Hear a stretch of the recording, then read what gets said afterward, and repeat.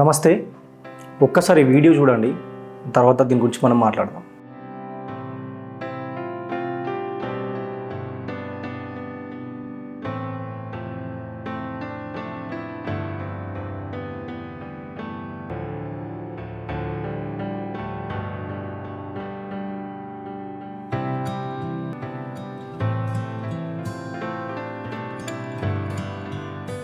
చూసిండ్రు కదా, డీజే ప్రతాప్ ఆయన పేరు. ఈయన ఒక బ్యాంక్ దగ్గర కార్ పార్కింగ్ చేసిండట. ఆ కార్ పార్కింగ్ చేస్తే అక్కడ చిన్న క్లాష్ వచ్చిందనేసి ఆ సెక్యూరిటీ గార్డ్ పాపం ఆయన ఏజ్ కూడా చూడకుండా ఆయన పైన అటాక్ చేస్తే ఆయన కింద పడిపోయి తర్వాత మళ్ళీ లేచి పక్కన నిలబడితే తనను ఆపుతున్నా కూడా మళ్ళీ వచ్చి తన పైన అటాక్ చేసిండు. పాపం దెబ్బకి ఆయన కింద పడిపోయిండు.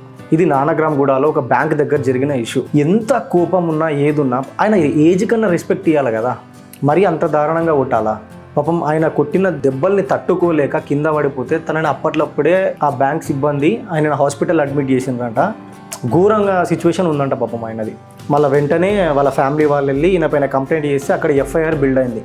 ఇప్పుడు నువ్వు కొట్టేసినావు, నీ ఫ్రస్ట్రేషన్ మొత్తం బయటకు వెళ్ళిపోయింది, నీ వరకు నీ మైండ్ ఫ్రెష్ అయిపోయింది, రిఫ్రెష్. ఓకే, మరి ఆయన పరిస్థితి ఏంది?